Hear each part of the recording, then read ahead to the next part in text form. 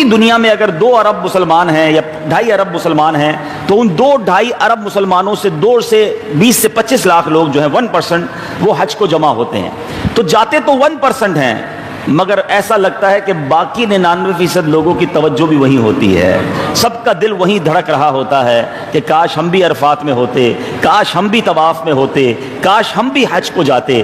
اللہ سے دعا کرتے ہیں جو اس سال جا رہے ہیں اللہ ان کا حج قبول فرمائے, اور جو نہیں جا رہے آئندہ سال ہم سب کو حج کی سعادت نصیب فرمائے. بلکہ رب کے خزانوں میں کمی نہیں, مانگو تو دل سے مانگو, اے اللہ جب تک زندہ رہیں ہر سال حج کی سعادت عطا فرما. تو ایک زبردست جس کو آپ کہیں ایونٹ ہر سال حج کا ایونٹ ہوتا ہے. اور میں آپ کو ایک اور خوبصورت بات بتاؤں, اس وقت دنیا میں ایک بہت بڑا مسئلہ یہ ہے جو غیر مسلموں کے ساتھ ہے کہ ان کے لوگ ان کے مذہب سے دور ہوتے جا رہے ہیں. یعنی پریکٹسنگ ان کے مذہب کے لوگ نہیں رہے, ان کی عبادت گاہوں میں لوگ نہیں آ رہے, ان کی عبادت گاہیں خالی ہیں. دنیا میں لا دینیت بہت بڑھ رہی ہے, دوسرے مذہب کو چھوڑ کر لوگ کہتے ہیں کسی دین کی ضرورت نہیں ہے, کوئی خدا نہیں ہے, دنیا ویسے ہی بن گئی ہے. بڑی تعداد میں لوگ یہ کنورٹ ہو رہے ہیں. لیکن اگر غور سے دیکھیں نا, میں الحمدللہ وہ بندہ آپ کے سامنے بات کر رہا ہے, میں نے آلموسٹ ساری دنیا دیکھی ہے اور اس سارے سروے کے بعد اس نتیجے پر پہنچا ہوں کہ the most practicing religion on earth, کائنات میں سب سے زیادہ اگر کسی مذہب کے ساتھ لوگ اٹیچ ہیں تو الحمدللہ وہ اسلام ہے. اور اس کی خوبصورتی پتہ کیا ہے؟ بے شک پورا ہفتہ نماز نہ پڑھے, جمعے کی نماز ہمارا وہ تہوار ہے کہ ہماری مسجدیں آج بھی دنیا میں فل نظر آتی ہیں. پھر اس کے بعد رمضان آتا ہے, پورا مہینہ مسجدوں میں لوگ اللہ سے کنیکٹ ہو جاتے ہیں. عید الفطر روڈیں جام ہو جاتی ہیں, عید الاضحیٰ اب قربانی کا تہوار, اس کے بعد اس کی نماز عید بہت بڑی تعداد. اور سبحان اللہ جو حج ہے, اللہ اکبر, یہ دنیا میں کوئی تہوار ایسا نہیں ہے جس میں اپنی جیب سے اربوں خربوں روپے خرچ کر کے تکلیفیں اٹھا کر اس سخت گرم موسم میں دنیا بھر سے لوگ پہنچتے ہیں. یہ اللہ سے محبت نہیں تو کیا ہے, یہ دین سے محبت نہیں تو کیا ہے. میں کل منسٹری آف حج کے لوگوں کے ساتھ بیٹھا تھا, انہوں نے بتایا کہ اس سال 14,000 لوگ حج پہ وہ جا رہے ہیں پاکستان سے جن کی عمر 80 سال سے زیادہ ہے. پاکستانی گورنمنٹ نے اس بار اچھا کام یہ کیا کہ اس سال 80 سال سے اوپر والے حاجیوں کی قرآن دازی نہیں کی, جو 80 سال سے اوپر تھے سب کا حج پہ پاس کر دیا.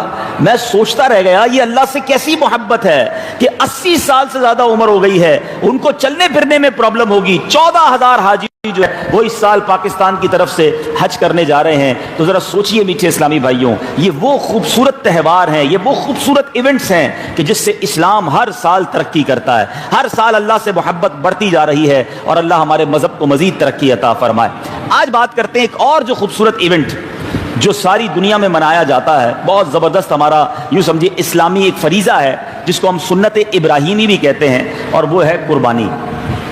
قربانی کیسے ہم پر واجب ہوئی, قربانی کے پیچھے کانسیپٹ کیا ہے, آج اس کے بارے میں کچھ سمجھتے ہیں. اور آج سب سے پہلے حضرت ابراہیم علیہ السلام کا تعارف حاصل کرتے ہیں. شاید بہت سارے ناظرین کے لیے جو سوشل میڈیا پہ مجھے سن رہے ہیں اور جو یہاں موجود ہیں ان کے لیے نئی باتیں ہوں گی. یاد رہے کہ نبی پاک علیہ السلام کے بعد سب سے افضل جو نبی ہیں, یاد رکھیے گا, 1,24,000 کم و بیش انبیاء ہیں, یہ تو سب کو پتا ہے کہ پیارے آقا سب سے افضل و اعلیٰ ہیں, نبیوں کے سرور ہیں. مگر نبی پاک کے بعد سب سے افضل جو نبی ہیں وہ حضرت ابراہیم علیہ السلام ہیں. حضرت ابراہیم علیہ السلام ہی اپنے بعد میں آنے والے سارے نبیوں کے والد ہیں. آپ جو ابو الانبیاء کہلاتے ہیں, حضرت ابراہیم کے بعد جتنے بھی انبیاء آئے ہیں سب کے والد حضرت ابراہیم ہیں.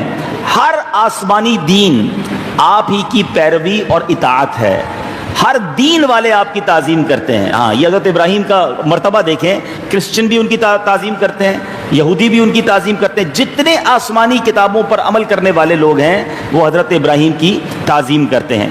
آپ ہی کی یاد میں قربانی ہے, آپ ہی کی یادگار میں حج کے ارکان ہیں. حضرت ابراہیم کی یاد میں آپ ہی کعبہ شریف کو پہلی تعمیر کرنے والے یعنی گھر کی شکل میں بنانے والے حضرت ابراہیم علیہ السلام ہیں. جس پتھر پر کھڑے ہو کر آپ نے کعبہ بنایا, کعبے کی تعمیر کی, وہ مقام ابراہیم ٹھہرا اور ساری دنیا کے لیے اسے سجدہ گاہ بنا دیا گیا. ابراہیم کے کھڑے رہنے کی جگہ جو ہے وہ مسلمانوں کے لیے سجدے کی جگہ بنا دی گئی. یہ مرتبہ حضرت ابراہیم علیہ السلام کا. قیامت میں سب سے پہلے آپ ہی کو عمدہ لباس عطا ہوگا اور اس کے فوراً بعد نبی پاک علیہ الصلوۃ والسلام کو عطا ہوگا. اور ایک اور بڑی خوبصورت بات جو شاید آج پہلی بار آپ سنیں گے, تفسیر نعیمی میں یہ موجود ہے. ہو سکتا ہے یہاں بھی میرے کوئی ایسے بھائی ہوں جن کے چھوٹے بچے دنیا سے چلے گئے ہوں, نابالغ بچے فوت ہو جاتے ہیں, بڑا غم بھی ہوتا ہے, صبر کرنا چاہیے. اب ذرا سنیے گا کہ نابالغ بچے جو ہوتے ہیں نا, جو دنیا سے بچے فوت ہو جاتے ہیں, ان کی برزخ میں, عالم برزخ میں جو پرورش ہے وہ حضرت ابراہیم علیہ السلام اور ان کی زوجہ حضرت بی بی سارہ رضی اللہ تعالی عنہا کرتی ہیں.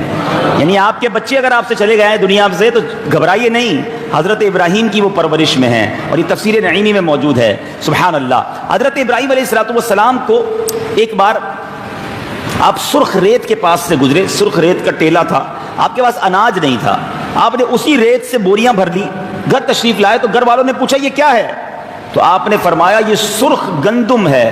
جب انہیں کھولا گیا تو واقعی وہ سرخ گندم تھی. جب یہ گندم بوئے گئے تو ان میں جڑ سے اوپر تک گیہوں یعنی کنک کی بالیاں لگیں, یعنی جو گندم شروع ہوا ہے, گندم آج ہم کھاتے ہیں, یہ حضرت ابراہیم علیہ السلام نے وہ پودے لگائے, اللہ نے اس میں گندم عطا فرما دیا. یہ آپ کا معجزہ ہے. اچھا, حضرت ابراہیم وہ عظیم ہستی ہیں کہ جن کی وجہ سے اس دنیا میں کئی نئی چیزیں شروع ہوئی ہیں, انوینشن ہوئی ہے. اب ذرا اس کے بارے میں بھی سمجھیے گا. حضرت ابراہیم علیہ السلام سب سے پہلے آپ ہی کے بال سفید ہوئے. حضرت ابراہیم سے پہلے کسی کے دنیا میں بال سفید نہیں ہوئے تھے. سب سے پہلے آپ ہی نے اپنے سفید بالوں میں مہندی یا کتم, یہ نیل کے پتوں کا خضاب ہوتا ہے, وہ لگایا. یعنی سب سے پہلے مہندی بھی بالوں میں حضرت ابراہیم نے لگائی. چلے لگے آپ ایک شرعی مسئلہ بھی سن لیجئے. ہم میں سے کئی لوگ کلر لگاتے ہیں, مہندی لگاتے ہیں. سفید بالوں کو کلر کرنے کی یا مہندی کرنے کی اجازت ہے, لیکن کالا رنگ نہیں کر سکتے. باقی کوئی بھی کلر آپ کر سکتے ہیں, کوئی بھی مہندی لگا سکتے ہیں.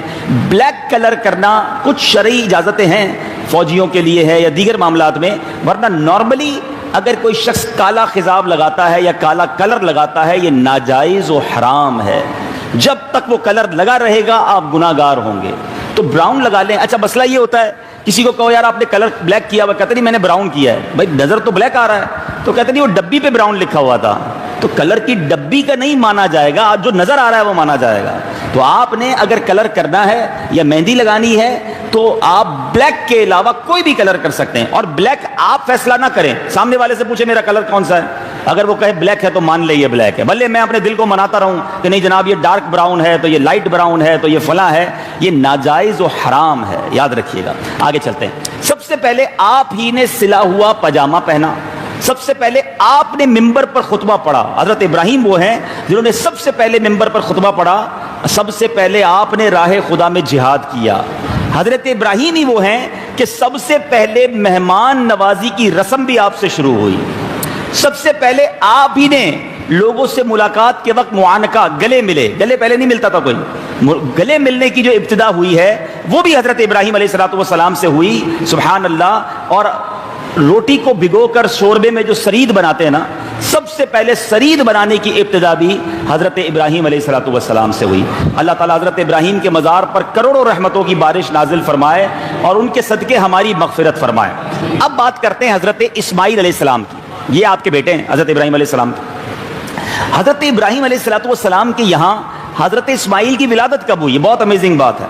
99 ایئرز ایج تھی حضرت ابراہیم کی. 99 سال کی عمر میں آپ کے یہاں اولاد ہوئی. حضرت ابراہیم علیہ السلام کے یہاں حضرت اسماعیل, آپ نے 99 سال تک بے اولاد رہے. ہو سکتا ہے یہاں بھی کوئی بھائی بے اولاد ہوگا. میری بہن مجھے کوئی انٹرنیٹ پر بے اولاد سن رہی ہوگی, بڑا شکوہ کرتے ہیں, بڑی جناب باتیں کرتے ہیں, اللہ نے ہمیں اولاد نہیں دی, ہم بڑے پریشان ہیں. آپ سوچیں حضرت ابراہیم اللہ کے کتنے قریبی اللہ کے نبی ہیں, انبیاء کے بھی والد ہیں. 99 سال تک آپ بے اولاد رہے, مگر شکوہ نہیں تھا, شکایت نہیں تھی. حضرت ابراہیم کے یہاں 99 سال کی عمر میں اللہ نے اولاد دی. اور سبحان اللہ, آپ کہتے تھے جب دعا مانگتے تھے نا, آپ کہتے اسمع یا ایل. اسمع عربی کا لفظ ہے, اس کے معنی ہے سن, اور ایل عبرانی زبان کا لفظ ہے, اس کے معنی ہے, یہ اللہ کو کہتے تھے خدا کا نام ایل, اے اللہ میری سن لے, مجھے اولاد دے. اسمع یا ایل. اللہ اکبر. جب حضرت اسماعیل پیدا ہوئے تو آپ نے ان کا نام ہی اسماعیل رکھ دیا. اللہ نے سن لی بات. سبحان اللہ. اچھا, اب ذرا آگے چلتے ہیں. حضرت اسماعیل علیہ السلام، اب ذرا اس کی سگنیفیکنٹ بات سمجھیے گا. کسی کے یہاں اولاد نہ ہونا، 14-15 سال بعد جب بچہ ہو تو پوچھو اس کو بچے سے محبت کتنی ہوتی ہے. بیٹا نہ ہو اور بیٹا 20 سال بعد ہو تو سارا خاندان ہی اس بیٹے کی کیئر کر رہا ہوتا ہے کہ بڑی مرادوں سے یہ بچہ ملا ہے. 99 سال کے بعد اولاد ہوئی تھی، محبت کا عالم کیا ہوگا. مگر حضرت ابراہیم نے 3 راتوں تک خواب دیکھا. 8ویں رات، ذوالحجہ کی 8ویں رات تھی. آپ نے دیکھا کہ کوئی کہنے والا کہہ رہا ہے کہ بے شک اللہ تمہیں اپنے بیٹے کو ذبح کرنے کا حکم دیتا. آپ صبح سے شام تک غور کرتے رہے کہ یہ خواب اللہ کی طرف سے ہے یا شیطان کی طرف سے ہے. میرے بیٹے کو ذبح کرنے کا حکم دیا جا رہا ہے. پھر 8 ذوالحجہ کا نام یوم الترویہ کہا جاتا ہے. حاجی جب جاتے ہیں نا، کہا جاتا ہے آج 8 ذوالحجہ یوم الترویہ. ترویہ کا معنی کیا ہے؟ سوچ و بچار کا دن. کون سوچ رہا تھا اس دن؟ حضرت ابراہیم کا پورا دن سوچ میں گزرا تھا کہ یہ خواب اللہ کی طرف سے ہے یا شیطان کی طرف سے. تو 8 ذوالحجہ دن ٹھہرا یوم الترویہ. 9ویں رات پھر وہی خواب دیکھا. صبح یقین کر لیا کہ یہ اللہ کی طرف سے ہے. اسی لیے 9 ذوالحجہ کو یوم عرفہ کہا جاتا ہے. عرفہ کے معنی ہے پہچاننے کا دن. کنفرم ہو گیا کہ یہ پیغام اللہ کی طرف سے ہے، اللہ کا آرڈر ہے کہ بیٹے کو ذبح کرنا ہے. 10ویں رات پھر وہی خواب دیکھنے کے بعد اب آپ نے صبح اس خواب پر عمل کرنے کی نیت کر لی اور بیٹے کی قربانی کا پکا ارادہ کر لیا. تو 10 ذوالحجہ کو کیا کہا جاتا ہے؟ یوم النحر ہے، ذبح کا دن. اللہ اکبر. یوم الترویہ 8 ذوالحجہ، یوم عرفہ 9 ذوالحجہ، یوم النحر ذبح کا دن 10 ذوالحجہ. اب آپ نے کیا کیا؟ اپنے بیٹے کو، جن کی عمر ابھی 7 سال تھی یا ایک روایت کے مطابق 13 سال تھی، لے کر چلے. اب پہلے تو اپنی زوجہ سے کہا کہ میں اس کو کہیں لے کے جا رہا ہوں، کسی دعوت میں کہہ لیں یا کسی سے ملاقات کے لیے، اچھے سے کپڑے پہنا دو. اللہ کی طرف سے پیغام تھا. تو بڑا تیار کر کے ماں نے روانہ کیا. تو شیطان جو ہے جب جانے لگے، شیطان حضرت ابراہیم کی زوجہ کے پاس آیا اور آ کر کہا کہ آپ کو پتہ ہے کہ حضرت ابراہیم آپ کے بیٹے کو کہاں لے جا رہے ہیں؟ تو کہاں لے جا رہے ہیں؟ وہ تو کہیں اپنے ساتھ لے جا رہے ہیں. کہا نہیں، وہ ذبح کرنے لے جا رہے ہیں. کہا کوئی باپ بھی اپنے بیٹے کو ذبح کرتا ہے؟ کہاں. شیطان نے کہا ان کو اللہ کا حکم ہے. کہ اگر اللہ کا حکم ہے تو میں راضی ہوں. وہ ماں کیسی تھی ذرا سوچو. اب حضرت ابراہیم بیٹے کو لے کے نکلتے ہیں. تو اب شیطان ایک انسانی صورت میں آ کر کہتا ہے اے ابراہیم کہاں جا رہے ہیں؟ کہاں کا ارادہ ہے؟ کیا اسماعیل؟ انہوں نے کہا میں ایک کام سے جا رہا ہوں. تو شیطان کہتا ہے کیا اسماعیل کو ذبح کرنے جا رہے ہیں؟ تو حضرت ابراہیم نے فرمایا کیا تم نے کسی باپ کو دیکھا ہے کہ باپ بیٹے کو ذبح کرے؟ آپ نے بات گویا بنائی تھوڑی سی، اسے سمجھایا. شیطان بولتا ہے ہاں مجھے معلوم ہے آپ اسی کام کے لیے جا رہے ہیں. آپ سمجھتے ہیں کہ اللہ نے آپ کو اس بات کا حکم دیا ہے؟ حضرت ابراہیم نے فرمایا اگر رب نے حکم دیا ہے تو میں اس کی فرما برداری کروں گا. اب شیطان مایوس ہوا، ان کی زوجہ کے پاس گیا، وہاں سے بھی مایوس ہوا. اب وہ حضرت اسماعیل کے پاس آیا، چھوٹے بچے کے پاس، اور آ کر کہتا ہے کہ تمہیں معلوم ہے کہ تمہارے والد تمہیں کہاں لے جا رہے ہیں؟ وہ تمہیں ذبح کرنے لے جا رہے ہیں. اسماعیل کہتے ہیں کیوں؟ کہا انہیں اللہ کا حکم ہے. اگر اللہ کا حکم ہے تو میں بھی لبیک کہتا ہوں، میں بھی راضی ہوں. اچھا یہ ساری بات جو ہے نا قرآن مجید فرقان حمید میں کتنے خوبصورت انداز میں بیان ہوئی ہے. اللہ تعالیٰ قرآن مجید میں فرماتا ہے کہ حضرت ابراہیم نے حضرت اسماعیل سے کیا کہا. آپ کہتے ہیں یا بنی انی ارا فی المنام انی اذبحک فانظر ماذا تری. ترجمہ کنز الایمان، اے میرے بیٹے میں نے خواب میں دیکھا ہے میں تجھے ذبح کرتا ہوں، اب تیری کیا رائے ہے؟ علماء نے اس میں بحث کی کہ بیٹے سے رائے کیوں پوچھی؟ اللہ کا حکم تھا تو آرڈر تھا نا. سبحان اللہ. علماء اس میں ایک جواب یہ بھی دیتے ہیں کہ بیٹے کی فرما برداری اللہ نے ظاہر کرنی تھی. بیٹا کیا کہتا ہے؟ یا ابت افعل ما تؤمر ستجدونی انشاء اللہ من الصابرین. اے میرے باپ کیجئے جس بات کا آپ کو حکم ہوتا ہے، اللہ نے چاہا تو قریب ہے کہ آپ مجھے صبر کرنے والا پائیں گے. آپ اپنا کام پورا کیجئے، مجھے صبر کرنے والا پائیں گے. اب جب شیطان تھک گیا نا، ماں کو بھی نہیں منا سکا، بیٹے کو بھی نہیں منا سکا، والد کو بھی نہیں منا سکا، اب جمرے کے پاس آپ آئے تو حضرت ابراہیم نے اسے اسی مقام پر 7 کنکریاں ماری. شیطان کو بھگانے کے لیے 7 کنکریاں ماری. شیطان راستے سے ہٹ گیا. شیطان دوسری جگہ پر کھڑا ہو گیا جس کو ہم دوسرا جمرہ کہتے ہیں. آپ نے دوبارہ 7 کنکریاں ماری کیونکہ حضرت جبرائیل نے آپ سے کہا کہ ایک فرشتے نے کہا کہ اسے پھر ماریے. آپ نے پھر وہاں 7 کنکریاں ماری. اس نے راستہ چھوڑ دیا، آگے جا کر پھر کھڑا ہو گیا. جس کو ہم تیسرا جمرہ کہتے ہیں، وہاں پر پھر حضرت ابراہیم علیہ السلام نے فرشتے کے کہنے پر اسے 7 کنکریاں ماری، شیطان نے راستہ چھوڑ دیا۔ اللہ کو وہ کنکر مارنا کیسا پسند آیا، کسی حاجی کا حج کمپلیٹ نہیں ہوتا، واجب قرار دے دیا گیا کہ تینوں شیطانوں کو پہلے دن 7 کنکریاں بڑے شیطان کو، دوسرے اور تیسرے دن تینوں شیطانوں کو کنکریاں مارنی ہیں۔ حضرت ابراہیم کی یاد کو باقی رکھا گیا ہے، اور علماء لکھتے ہیں آج بھی یہ چھوٹا سا کنکر مارا تو اس پتھر کو جاتا ہے، مگر یہ شیطان کو ایسا ذلیل کرتا ہے۔ آج بھی شیطان اپنے سر پر اس دن خاک ڈالتا ہے کہ ساری دنیا سے لوگ آ کر مجھے گویا کنکر مار رہے ہیں، مجھے میری پٹائی کر رہے ہیں۔ سبحان اللہ، حضرت اسماعیل کی کیا بات ہے۔ اب حضرت اسماعیل کو لے کر حضرت ابراہیم چلے اور کوہ صبیر پر پہنچے تو اب اللہ کے حکم کی انہیں خبر دی۔ سبحان اللہ، تو انہوں نے کیا کہا کہ والد صاحب آپ کیجئے جو چاہتے ہیں، اللہ کا حکم ہے، مجھے صابر پائیں گے۔ اب کیا ہوا، اب ذرا جملہ سنیے گا۔ حضرت اسماعیل اپنے والد سے کہتے ہیں ابا جان ایک کام کریں، مجھے ذرا مضبوطی سے باندھ دیجئے گا، میں زیادہ ہل نہ سکوں، کیونکہ مجھے ڈر ہے کہ کہیں میرے ثواب میں کمی نہ ہو جائے، گردن پر چھری پھرے گی، میں زیادہ ہلوں گا تو کہیں میرے ثواب میں کمی نہ ہو جائے، مجھے اچھی طرح باندھ دیں اور میرے خون کے چھینٹوں سے اپنے کپڑوں کو بچائیے گا، ایسا نہ ہو میری والدہ میرا خون دیکھیں تو زیادہ غمگین نہ ہو۔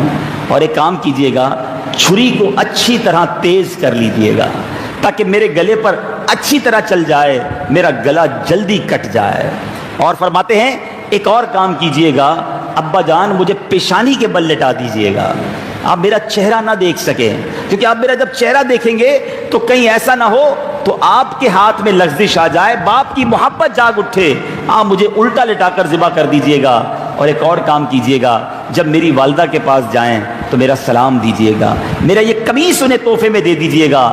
ذرا سوچئے میٹھے اسلامی بھائیوں، اس آسمان نے یہ منظر کیسے دیکھا ہوگا کہ اللہ کے حکم پر اللہ کا نبی اپنے 7 سال یا 13 سال کے بچے کو ذبح کرنے کے لیے تیار ہے۔ اللہ اکبر۔ اب جناب حضرت ابراہیم علیہ السلام نے پیشانی کے بل لٹایا، الٹا لٹا دیا، چھری کو تیز کیا، اچھی طرح حضرت اسماعیل کو باندھ دیا۔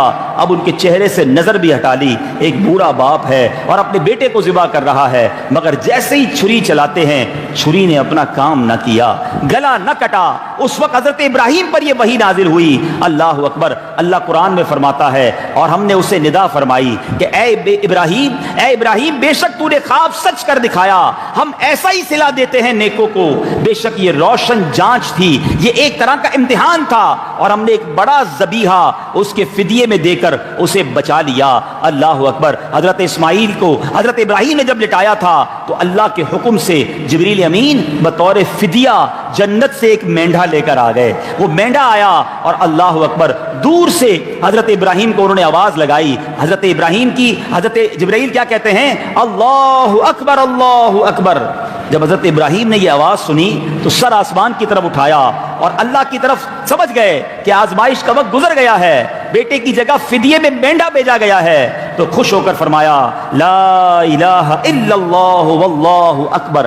جب حضرت اسماعیل جو لیٹے ہوئے تھے انہوں نے سنا تو وہ کہتے ہیں اللہ اکبر وللہ الحمد۔ سبحان اللہ۔ حضرت جبرائیل کی بات، حضرت ابراہیم کی بات اور حضرت اسماعیل کی بات، یہ تینوں جملے اللہ کو کیسے پسند آئے کہ ان مبارک الفاظ کی ادائیگی کی سنت جو ہے وہ قیامت تک کے لیے عید کے لیے جاری کر دی گئی۔ مل کے پڑھتے ہیں نا، اللہ اکبر لا الہ الا اللہ واللہ اکبر اللہ اکبر وللہ الحمد۔ اس کا پہلا پارٹ جبرائیل نے کہا تھا، مڈل پارٹ جو ہے وہ ابراہیم علیہ السلام نے کہا تھا، اور آخری جملہ حضرت اسماعیل نے کہا تھا۔ اللہ اکبر۔ یہ لوگ تھے، یہ قربانیاں تھیں۔ اس جنتی مینڈے کا کیا ہوا، اس کے گوشت کو کیا ہوا؟ جب اس گوشت کو، اس مینڈے کو ذبح کیا گیا تو مفسرین کہتے ہیں یہ مینڈا جنت سے آیا تھا، اور یہ وہی مینڈا ہے جو حضرت آدم علیہ السلام کے بیٹے حضرت حابیل نے قربانی کے لیے پیش کیا تھا۔ اس مینڈے کا گوشت پکایا نہیں گیا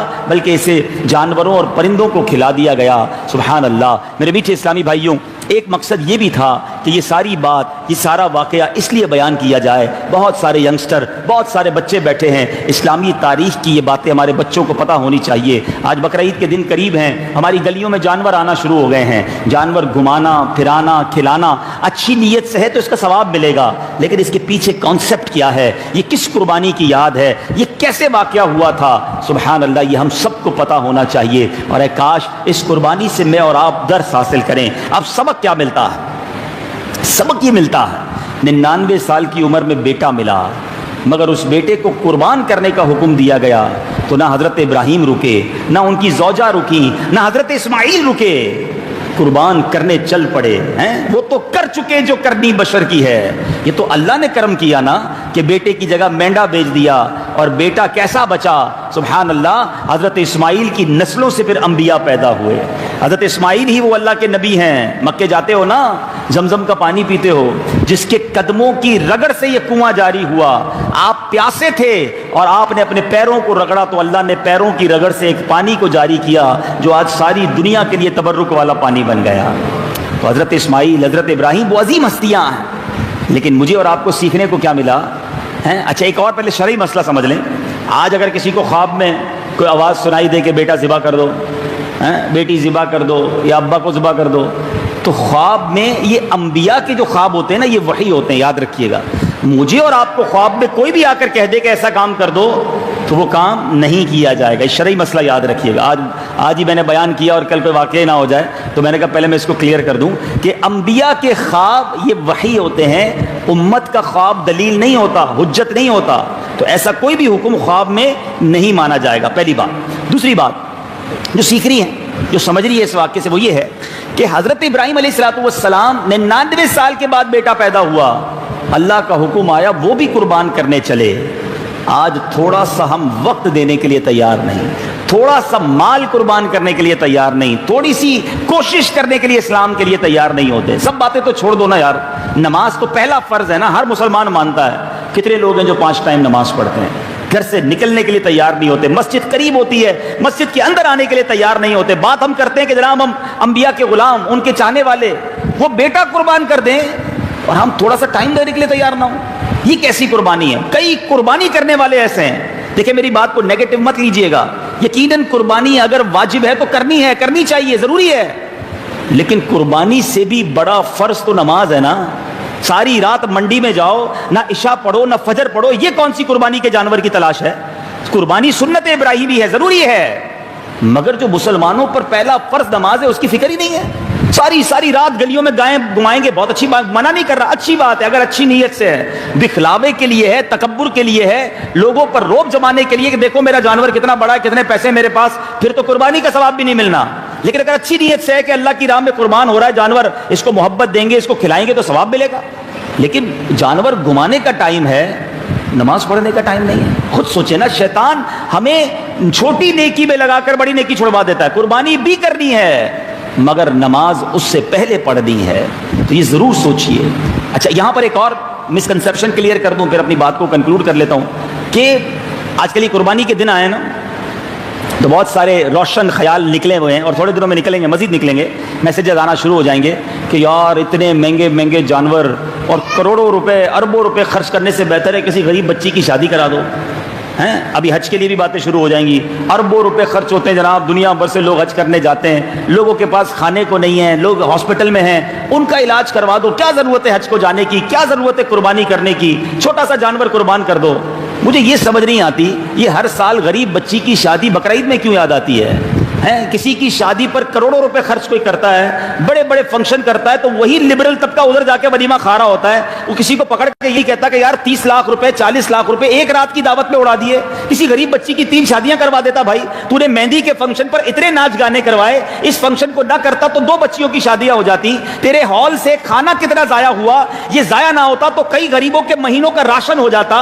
ورلڈ کپ ہو جائے، کرکٹ ہو جائے، نہ جانے کون کون سے تہوار ہو جائیں، جس کی اوپننگ سیریمنی، جس کی اینڈنگ سیریمنی پر کروڑوں روپے خرچ ہو جائیں, نیو ایئر نائٹ پر سارا کراچی دھماکوں سے گونج رہا ہوتا ہے, اتنی زبردست فائر ورکس ہوتی ہیں, حساب کرو تو لاکھوں کروڑوں کا آتش بازی, لاکھوں کروڑوں کی شراب نوشی. کوئی ایک بیان تو دے کہ اس بار نیو ایئر نہ منایا جائے, غریب بچی کی شادی کر دی جائے. صرف یاد آتا ہے تو اسلامی تہوار پہ یاد آتا ہے. ان کے دل میں کیا ہے پوچھو. مسئلہ یہ ہے, یہ ڈائریکٹ اسلام کو برا نہیں کہہ سکتے, یہ ڈائریکٹ دین کو برا نہیں کہہ سکتے. ان پر نماز پڑھنا بھاری, ان پر قرآن پڑھنا بھاری, تراویح ان کو پرابلم لگتی ہے, رمضان میں یہ ڈیفیکلٹ ہو جاتے ہیں, قربانی کے پیسے ان سے نہیں نکلتے. اب یہ تو نہیں کہہ سکتے کہ یار اسلام کا قربانی جو کانسیپٹ ہے ہمیں سمجھ نہیں آتا, حج کیوں فرض ہوا, تو یہ نہیں کریں گے. اس کے سامنے دوسرا فارمولا لے کر آئیں گے کہ جناب اس کے بدلے یہ کر دو تو اچھا ہے. اللہ کے بندوں پہلے اتنے حرام کام ہو رہے ہیں, اس کے خلاف کوئی بات نہیں کرتا. یہ اللہ کی طرف سے قربانی ایک اتنی بڑی نعمت ہے. اچھا چلو میں یہ بھی بتا دوں, یہ پیسے ضائع نہیں ہوتے.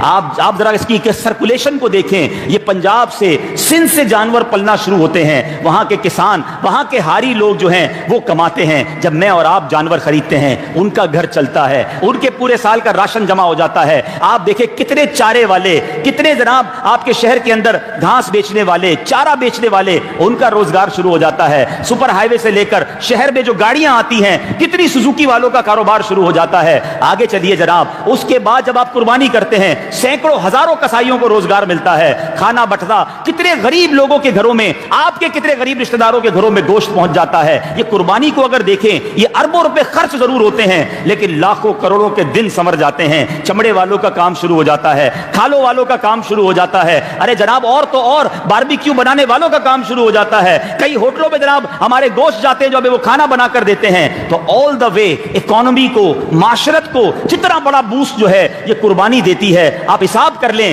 کہ کروڑوں روپے, اربوں روپے مسلمانوں کی جیبوں سے نکلتے ہیں اور ہمارے اس معاشرے میں یہ کروڑوں روپے پھیل جاتے ہیں, کسی کی جیب میں جاتے ہیں, کسی کے گھر میں جاتے ہیں, کسی کو روزگار ملتا ہے. لیکن جناب لبرلز کا کیا کیجئے, ان کو ٹینشن یہ ہے کہ مسلمان اللہ کے نام پہ خرچ کیوں کر رہے ہیں. مسلمانوں کو تو ناچ گانوں پہ خرچ کرنا چاہیے تھا, مسلمانوں کو تو الٹے کاموں میں خرچ کرنا چاہیے تھا. تو ان کی باتوں میں نہ آئیں. قربانی جس پر واجب ہے ضرور کرے, بہترین جانور کرے. جب تم اپنے گھر والوں کے لیے بہترین چیزیں خریدتے ہو, اللہ کی راہ میں قربانی کے وقت کیوں جان پڑ جاتی ہے کہ نہیں جناب چھوٹا سا جانور بھی چلے گا. یہی تو دل دیکھا جاتا ہے اللہ کی راہ میں کہ آپ اللہ سے کتنی محبت کرتے ہیں اور مال سے کتنی محبت کرتے ہیں. تو انشاءاللہ قربانی کریں گے, خوش دلی کے ساتھ کریں گے اور بہترین قربانی کریں گے انشاءاللہ. ایک آخری بات, اس میں بھی ایک بڑی نیکی یہ بھی امیر اہل سنت نے سکھائی. اس سے پہلے میں نے تو کسی کتاب میں نہیں پڑھا تھا نہ کہیں سنا تھا, مگر کمال کا کانسیپٹ دیا امیر اہل سنت نے کہ آپ مثال کے طور پہ ماشاءاللہ میں جانتا ہوں یہاں کئی ایسے لوگ ہیں جن کو اللہ نے بہت نوازا ہے اور ماشاءاللہ گھر میں 5 6 7 قربانیاں بھی ہوتی ہیں. 4 بکرے آ گئے, 5 بکرے آ گئے, یا 1 گائے آپ کرتے ہوں گے. میں اس بار ایک مشورہ دیتا ہوں آپ کو, امیر اہل سنت سے ہی سیکھا. مثال کے طور پہ آپ کے گھر میں 6 قربانیاں ہیں, 7 قربانی, اور آپ کا ارادہ یہ ہے کہ 7 بکرے یا 6 بکرے لے کر آنے ہیں, ٹھیک ہے, یا 1 گائے لانی ہے. آپ 1 گائے نہ لیں, آپ 7 بکرے لیں, ٹھیک ہے. اور آپ کیا کرتے ہیں جب قربانی کرتے ہیں تو آپ اپنے آس پاس غریبوں اور رشتہ داروں کو گوشت بھی بانٹتے ہیں, اپنے ملازمین کو بھی بانٹتے ہیں. آپ اس سال 1 2 3 4 جتنا ہو سکے, جتنا اللہ نے وسعت دی ہے, بکرے جو ہیں وہ اپنے غریب رشتہ دار یا ملازم کو دے دیں. بلکہ امیر اہل سنت تو کمال کی بات فرماتے ہیں کہ بکرا نہ دیں بلکہ بکرے کے پیسے دیں کہ بھائی یہ لو 20,000 روپے, میرے والد کی قربانی گھر میں ہونی تھی, اس بار میرے والد کی قربانی آپ اپنے گھر میں کر دینا. قربانی تو ہو گئی نا, مگر اب آپ خوشی کا عالم دیکھیے گا. وہ غریب اپنے بچوں کے ساتھ جب بکرا خریدنے جائے گا, جتنے دن تک وہ بکرا تلاش کرے گا, سارے گھر میں خوشی ہے. منڈی جانے کا صرف آپ کو شوق ہے, ان کے بچوں کو نہیں ہے. اچھا وہ بکرا لے کر آ گئے, پھر آپ اس کو چارے کے پیسے بھی دے دیں کہ بھائی اس کو غریب کو مت کہنا چارہ کھلاؤ, وہ 10 دن کہاں سے چارہ کھلائے گا, اس کو اپنے کھانے کے باندھے ہیں, اس کو دے دیں بھائی 1000 2000 روپے اس کے چارہ کھلاؤ. کسائی کے پیسے بھی ساتھ دے دو. اب روزانہ اس کے بچے جب بکرا لے کر گھومیں گے, چارہ کھلائیں گے, آپ سوچیں روز ان کے گھر میں عید ہوگی. وہ سوچ بھی نہیں سکتے تھے کہ ہمارے گھر پہ کبھی قربانی ہوگی. ہمارا تو کام عید والے دن کسی کے گھر پہ تھیلی لے کے جانا ہے, اور آج ہمارے گھر میں بکرا آیا ہوا ہے. آپ یقین کریں ان کے بچے خوشی سے سوئیں گے نہیں, اور جب عید والے دن ان کے یہاں قربانی ہوگی نا تو شاید ان کی آنکھوں میں شکر کے آنسو ہوں گے. آج تک انہوں نے دوسروں سے گوشت لے کر کھایا تھا, آج آپ کی اس مہربانی کی وجہ سے وہ اپنے رشتہ داروں کو گوشت بانٹ رہے ہوں گے. آپ امیجنیشن سوچئے, آپ ایک پورے خاندان کی عید منوا دیں گے.